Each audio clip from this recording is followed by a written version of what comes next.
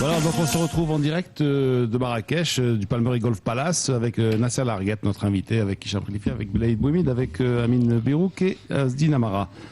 Moi, je voulais savoir, donc, tu as rencontré récemment les présidents de ligue, c'est ça? Oui, hier, il y a eu les présidents de ligue. Comment reçoivent-ils le message 5 sur 5 ou bien sont-ils récalcitrants Est-ce que maintenant ils ont une espèce d'épée de Damoclès sur eux Non, c'est pas une épée de Damoclès. D'abord, c'est la première fois qu'il y a, je dirais, des cadres techniques, parce que je sais que M. Hamadla avait fait une réunion déjà avec eux pour leur expliquer un petit peu sa façon de voir et de travailler au niveau de la formation des cadres au niveau des ligues. On a fait hier avec Jean-Pierre Morland et toute l'équipe, avec Jamal Harash et toute l'équipe, une réunion avec les présidents de ligue. Et pour la première fois, et on l'a fait faite en séance tenante avec le président de la fédération quand on était à Srerat pendant le Ramadan, quand il y a une réunion avec les présidents de ligue, on avait souhaité que les directeurs techniques régionaux, il y a un directeur technique national, soit fédéraux, soit de la fédération. Donc c'est des gens qui sont rémunérés par la fédération, donc qui sont sous la responsabilité, sous la co-responsabilité de la direction technique nationale et des présidents de ligue. Et donc on leur a présenté tout le programme technique qui va se faire, puisqu'il va y avoir des actions, et je pense que Jean-Pierre Morland, quand il était votre invité avec Jamal Haj, vous a expliqué qu'il y aura des actions qui seront en marge de la Coupe du Monde des clubs et de la Coupe d'Afrique des Nations. Donc ça sera le démarrage des actions qu'on va faire avec eux, que l'on va pérenniser à travers les directeurs techniques régionaux pour faire des compétitions de jeunes. Le débat était vraiment très intéressant. Ils ont émis des souhaits. On leur a fait, encore une fois, comme on le fait avec le bureau fédéral et la fédération, avec le président, on est une force de proposition.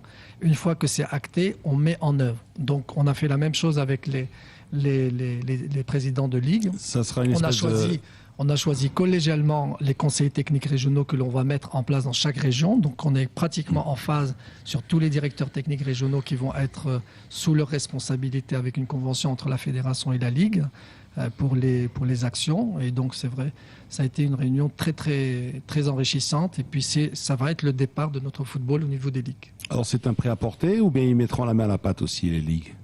Non, nous qui n'ont pas tellement envie de travailler.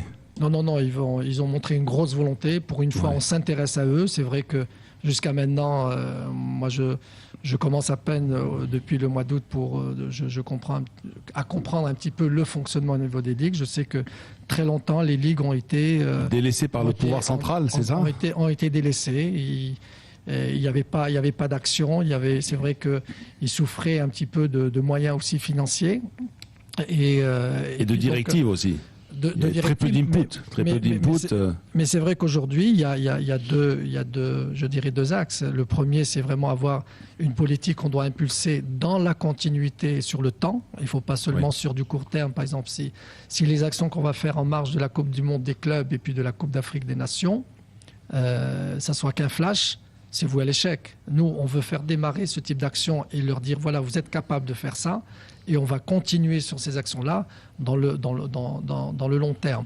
Et le deuxième problème, c'est vrai que c'est les moyens financiers. Je sais qu'aujourd'hui, il y a une manne financière de la fédération qui est envoyée sur les ligues. Et puis, ces moyens financiers devraient être en majorité déclinés sur les actions techniques. Alors, il y a une question d'Amine Birouk et ensuite Zdine Amara. Alors, Nasser, justement, certains pays ont une identité de jeu au niveau des sélections nationales de jeunes. C'est-à-dire, on sait que forcément, un style de jeu, une vision de jeu peut aboutir facilement à les assimiler vers les sélections à l'échelon supérieur jusqu'à l'équipe A. On a longtemps peiné pour avoir un style de jeu typiquement marocain. On ne connaît pas un peu l'identité du joueur marocain, même si on peut définir le profil. Au niveau des sélections de jeunes, est-ce que vous allez préconiser une façon de jouer unique? Comment vous voyez les choses? Déjà, il faut faire un historique. Dans les années 70, 80, 90, il y avait une identité de jeu du football marocain. Mais depuis les années 90, malheureusement, étant donné que l'apport des joueurs marocains venant de l'étranger, c'est des joueurs qui sont formés dans différents footballs. Vous avez le joueur qui est formé en Italie, vous avez le joueur qui est formé en Hollande, le joueur qui est formé en Belgique. Ils ont des réflexes. Donc on ne peut pas avoir une véritable identité de jeu. Et c'est vrai qu'aujourd'hui, en ayant la responsabilité des sélections nationales, je ne me suis pas contenté à dire voilà mon projet qui est celui de 17 ans, des moins de 17, des moins de 20, de 23 ans. Pour moi, c'est trop tard. Parce que En plus, la formation dans les clubs, c'est des formations qui sont isolées. Il n'y a pas une unité de formation, donc on n'a pas un style. Donc c'est pour ça qu'on est descendu très bas en disant qu'on va créer à partir des moins de 13 ans dans les zones. Il n'y aura pas l'équipe nationale des moins de 13 ans, mais dans chaque zone, puisqu'on divisera le Maroc en 4, on aura des sélections de zones des U13 qui vont commencer à jouer d'une certaine manière. Ensuite, les moins de 15 ans, dont je serai le responsable sur le terrain, on va se donner une identité. Cette identité, on la déclinera jusqu'au moins de 23. Et les moins de 23, il y aura un énorme travail de collaboration entre Sefaher et Zaki pour essayer de se dire, demain, quand on va vous faire passer ces moins de 23, dans quel style on va jouer. Il faut qu'on ait vraiment un tronc commun. Mais ce qui est certain, c'est que des U23 jusqu'au U13, nous aurons une identité. Et j'ai déjà commencé à réfléchir sur la façon de travailler avec les U13. C'est quoi une identité? C'est-à-dire une identité, c'est-à-dire... Franchement. C'est tout simplement jouer avec notre propre caractéristique. C'est pour ça qu'en parallèle, on a voulu mettre cet institut de recherche et de savoir... Si vous voulez faire que des contrats... Qui est chargé de cet institut de recherche? C'est nous, c'est la DTN qui va être responsable. Avec vous avez des consultants externes, vous avez non Non, on va travailler avec notre propre ressources humaines, c'est-à-dire que dans cet institut de recherche, on va réunir de temps en temps des entraîneurs qui sont sur le terrain avec les îles. On prend un gars comme Walid Regragui, comme Sefaher. On fera des réunions par 4-5 entraîneurs qui nous disent voici les points forts, les points faibles de nos joueurs, comment on veut travailler. On aura, sur l'aspect athlétique, on a 2 personnes qui sont vraiment très performantes, que sont Salah Al-Hlou et Hassan Loudari, qui sont des préparateurs physiques quand même, qui sont de pointe, puisqu'ils sont instructeurs CAF et instructeurs FIFA, qui vont avoir une cellule de recherche sur le plan athlétique, de savoir quelle est la valeur athlétique du joueur marocain. Est-ce que c'est quelqu'un d'endurant? Est-ce que c'est quelqu'un qui est vite, etc. La preuve qu'au mois de novembre, il y aura des vacances scolaires. Avec les sélections nationales, nous allons... Tous les sélectionnables, moins de 23, moins de 20 et moins de 17, vont venir au centre technique de Marmora. On va leur faire passer une batterie de tests, que ce soit en endurance, en vitesse, en puissance, etc., pour savoir quel est le potentiel du joueur marocain. Si aujourd'hui vous me dites il faut absolument que notre football soit basé sur la contre-attaque, si on n'a pas des joueurs puissants qui vont vite, comment voulez-vous? Alors si la caractéristique du joueur marocain, elle est plus quelqu'un d'endurance, c'est-à-dire c'est quelqu'un qui court beaucoup sur le terrain et qui a une bonne technicité, on aura un style de jeu qui est celui de la conservation de balles, construire son attaque pour arriver devant le but. Conservation de balles, ça veut dire aussi grande technique. Hein.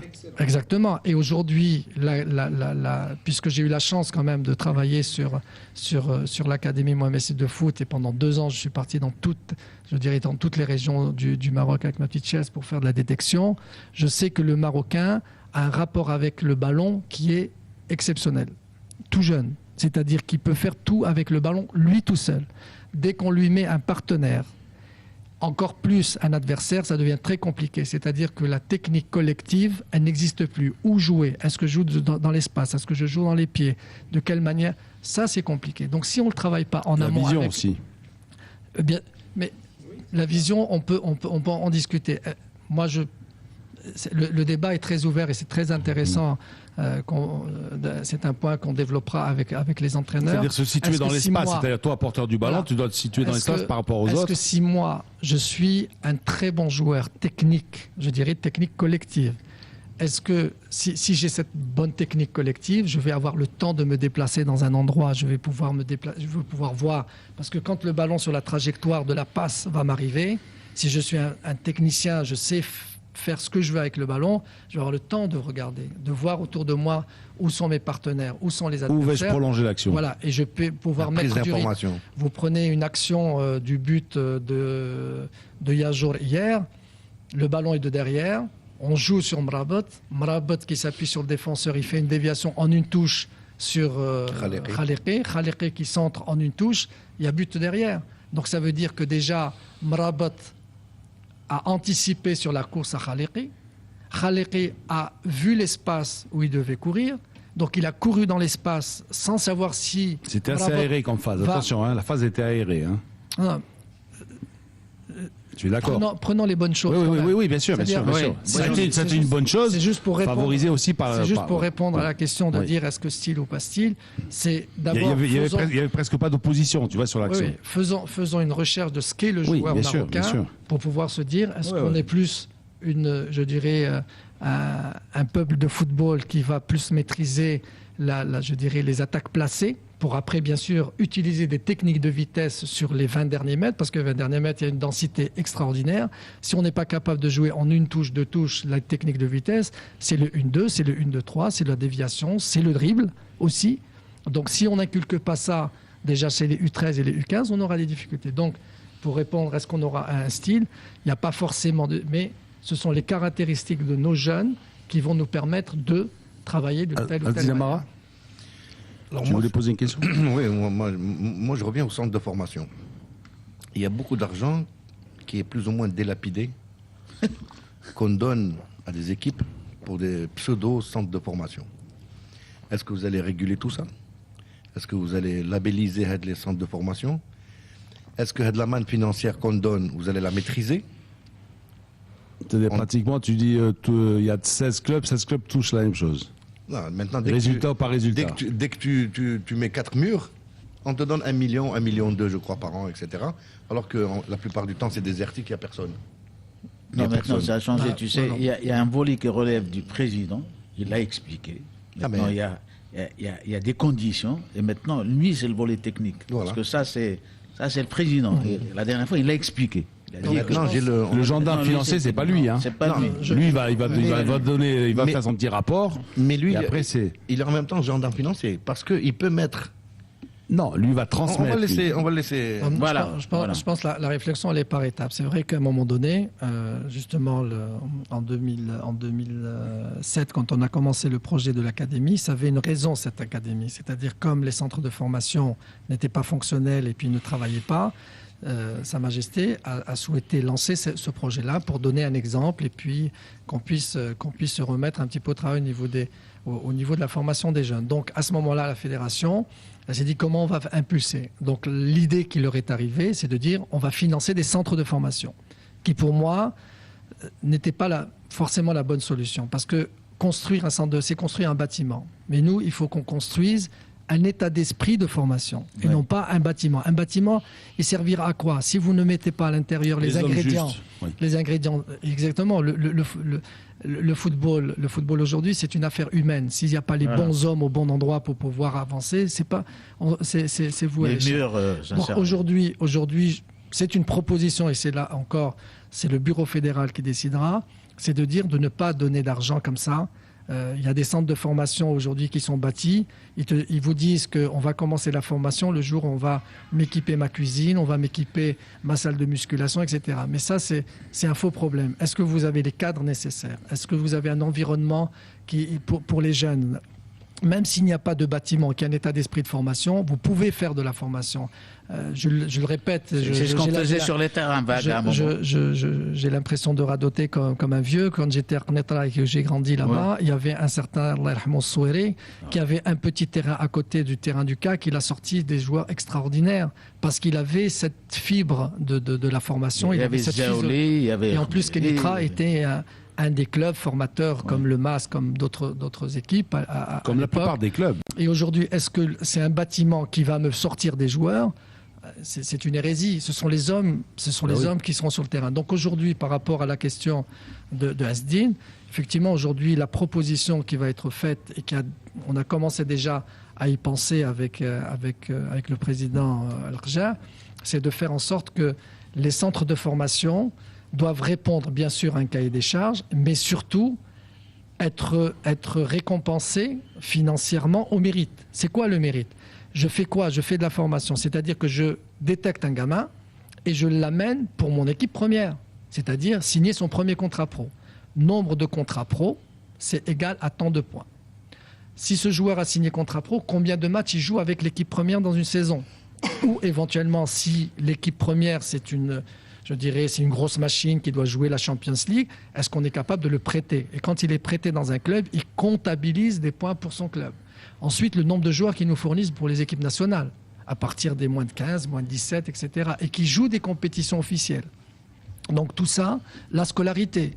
Est-ce qu'on s'occupe de la scolarité des enfants?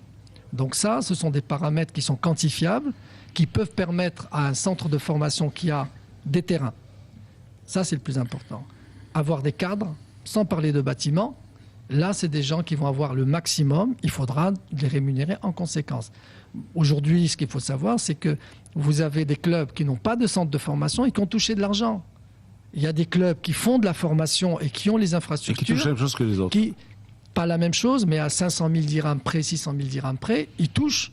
C'est pas normal. C'est pas logique. Les autres, ils réfléchissent. Ils réfléchissent. Voilà, donc ils prennent l'argent, ils réfléchissent. Donc aujourd'hui, je pense que si on veut impulser, si on veut que les centres de formation ou les clubs s'intéressent à la formation, il fait quand même une différence. Il faut de l'excellence. Et donc il faut rémunérer les clubs par rapport à l'excellence du travail. Et ça sera profitable pour notre football et pour nos sélections nationales. Et pour la mise en place de ces structures, ça va demander du temps et combien? Parce que là, vous êtes en train de lancer toutes des structures. Attendez, aujourd'hui... Est-ce qu'on peut prévoir ça dans le temps, dire on commencera à avoir des résultats dans 5 ans, 10 ans? Non, moi je pense, en toute honnêteté, ça paraît rapide, mais moi je pense dans les 2 ans, 3 ans, on aura des résultats. 2 ans, 3 ans. Vous avez la construction de plus de 90 terrains ou 96 terrains qui vont démarrer là très bientôt. Il y a eu un appel d'offres dans toutes les régions, donc on ne peut pas pleurer de dire on n'a pas d'infrastructure. Il y aura des terrains. C'est Haj Abroun qui en est responsable. Ouais. Donc ça y est, c'est lancé, ça va être construit. On va avoir dans 1 an et demi, maximum 2 ans, on va avoir nos 4 centres fédéraux qui vont être construits. Et ensuite, au club aussi maintenant de se bouger pour avoir tous les centres. Vous avez 16 clubs. Mais je pense que se cantonner juste aux 16 clubs, au club de Botola. Même les clubs amateurs peuvent avoir le centre de formation. Et ce sont eux encore. Évitons, s'il vous plaît, de parler de centre de formation. Même les clubs amateurs font de la formation. Il y a des clubs de première division qui vont chercher des joueurs même sans bâtiment. Sans bâtiment. Donc aujourd'hui, même les clubs de première division amateur, les clubs de deuxième division, les clubs de première division, ce sont des gens, s'ils sont motivés pour faire de la formation, doivent être récompensés pour le travail. Donc, moi je dis que dans les 2 ans, si nos centres fédéraux voient le jour, si nos terrains sont là dans un an... Tout ça dépend aussi de la fédération. Hein. Pardon ? Ça dépend de la fédération. Non, ça y est, c'est lancé. Les terrains, moi, je vois un club amateur que je suis de très près, un club de 3e division amateur, par exemple. Ils sont venus, les gens du comité, ils m'ont dit, bon Lino, qu'est-ce qu'on fait cette année? On inscrit quoi? Des cadets ou des juniors ou des minimes? Vous avez droit à une équipe de jeunes plus l'équipe première. C'est n'importe quoi, ça. C'est-à-dire, il me dit, bon, tu sais qu'est-ce qu'on va faire? On va faire des cadets cette année. Tu vois un peu le truc. Les juniors qu'on avait l'année dernière, allez hop, barra. Cette année, on redémarre avec des cadets cette année. Tu vois, la fédération déjà devrait dire, vous voulez club amateur, alors il vous faut une équipe de minimes, une de cadets, une de juniors. Ou sinon, vous ne pouvez pas vous inscrire au championnat. Plus des arbitres. Voilà. En plus les arbitres. C'est ça. Mais voilà, c'est ça. C'est peut-être aussi l'input doit partir aussi. Moi, je parle pour le football amateur, un mouvement qui est la base essentielle. Mais c'est ça. Il y a une chose aussi. Est-ce qu'il va y avoir des matchs du championnat? Parce que le problème qu'on a avec les jeunes, c'est qu'ils jouaient pendant les vacances. Alors, c'est quoi la stratégie? Donc la stratégie est très simple, c'est-à-dire qu'aujourd'hui, dès la saison prochaine, on souhaite déjà démarrer les championnats. Les championnats de jeunes existent, hein, donc il faut la fédération. Ils n'ont pas encore démarré, hein? Non, elle démarre ce week-end. Oui, mais ils existent. Non. On parle de 2 choses différentes. Il y a le championnat de zone qui est géré par la fédération au niveau des U19, des U17, des U15. C'est un bon championnat, franchement. Donc, on y a participé avec l'académie depuis 3-4 ans. Au niveau national, alors? Au niveau national. Il y a 3 groupes. On joue pratiquement une 30aine de matchs dans la saison. C'est quand même pas mal pour un début au niveau des jeunes. Sur combien de temps? Sur toute l'année? Oui, sur toute la saison. Non, sur toute la saison. C'est pas sur une période de 3 mois à 4 mois? Non, ça commence au mois d'octobre, ça finit fin mai avec des poules finales pour déterminer un champion des U19, les champions des U17, champions des U15. Non, pour un début, c'est vraiment un très bon tournoi qui est là depuis 4 ans. Ensuite, le problème, il est dans le championnat de ligue. Championnat de ligue, vous avez un problème. Un problème, c'est celui des infrastructures. Les ligues vous disent, mais nous, on n'a pas trop de terrain parce que c'est pris par les amateurs de 3e division, 2e division, 1re division. Donc, il n'y a pas de terrain pour jouer pour les jeunes. Donc, ce qu'ils font, c'est qu'ils concentrent ça sur des vacances scolaires. Malheureusement, ça ne va pas jusqu'au terme. Donc, les joueurs jouent 10 matchs, 15 matchs. Si on va aux 15 matchs, il n'y a pas la Ligue du Grand Casa qui fait vraiment un bon travail, où ils ont une fréquence, de championnat. Mais là, on va travailler avec les présidents de ligue, parce que on a parlé tout à l'heure du football de base, c'est là où ça doit démarrer.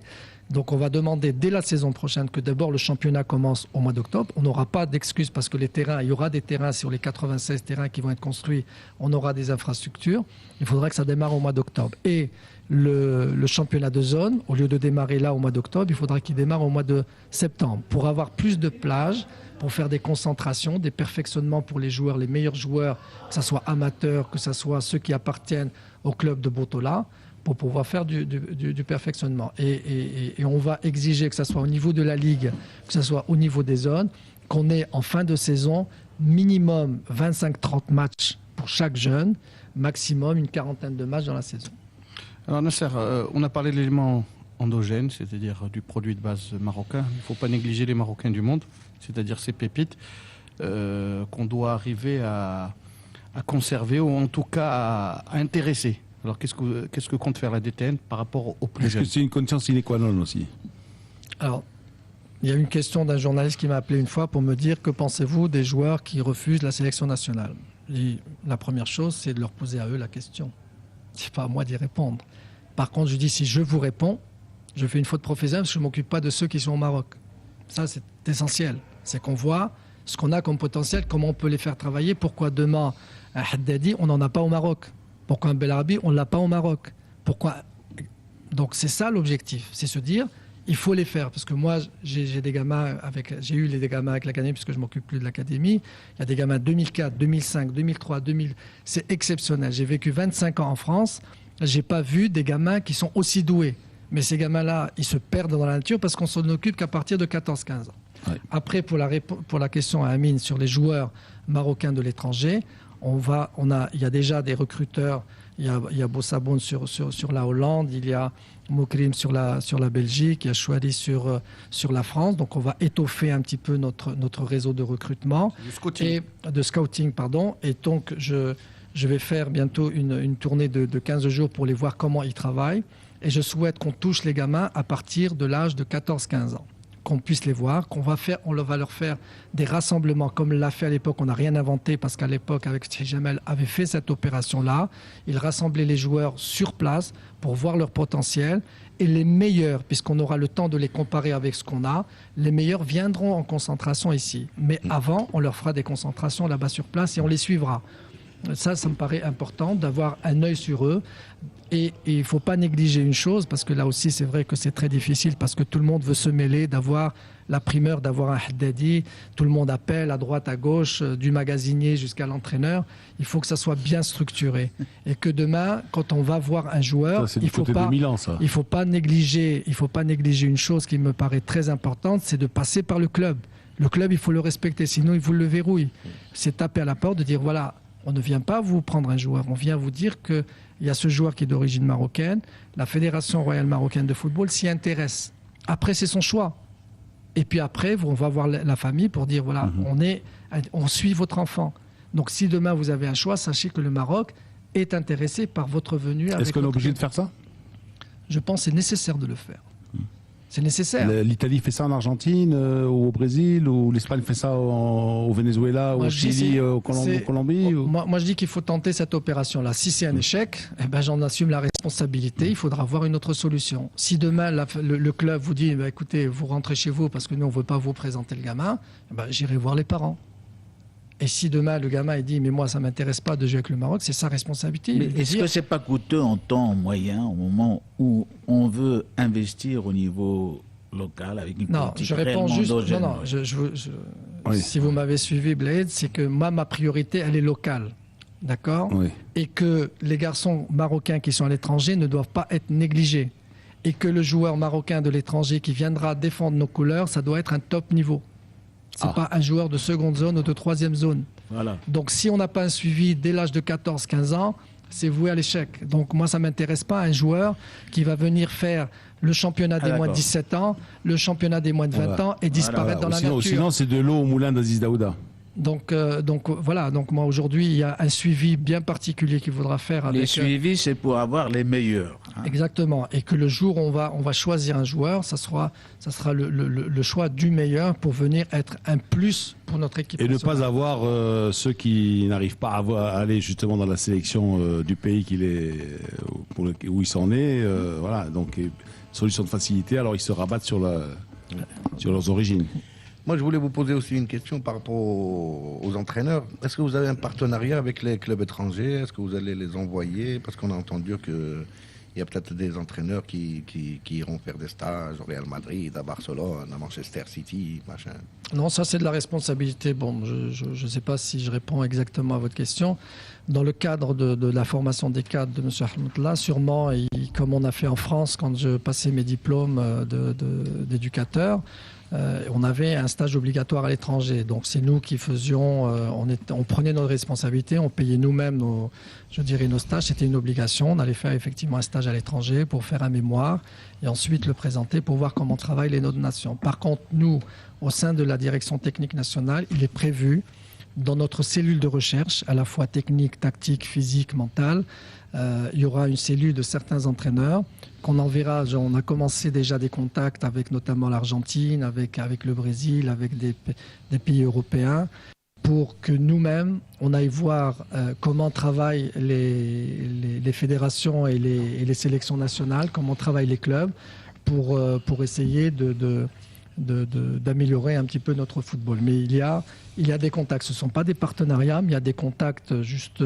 je dirais, amicaux pour pouvoir. J'ai rencontré, Hicham était avec nous à Paris lors d'un séminaire de football fait par une entité qatari.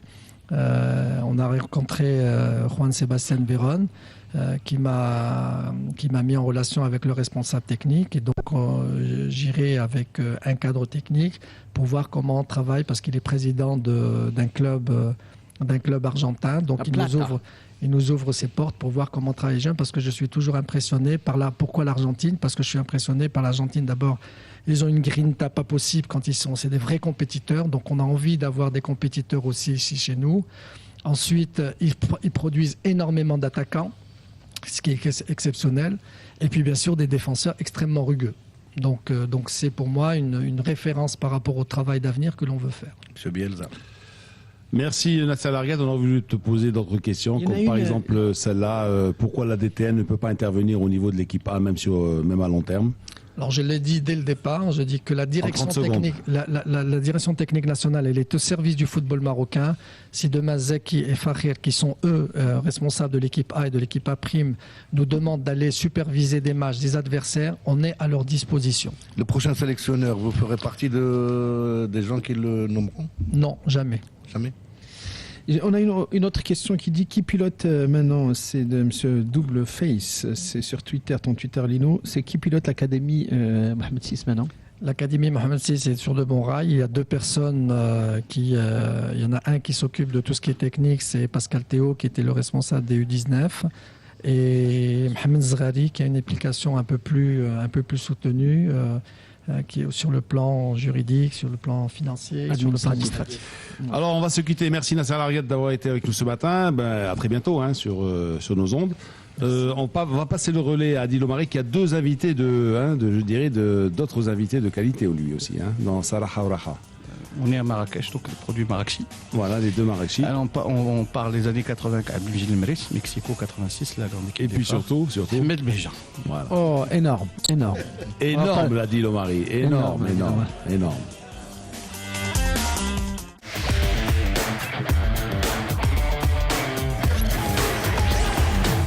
Radio Max, la radio du sport et de la musique.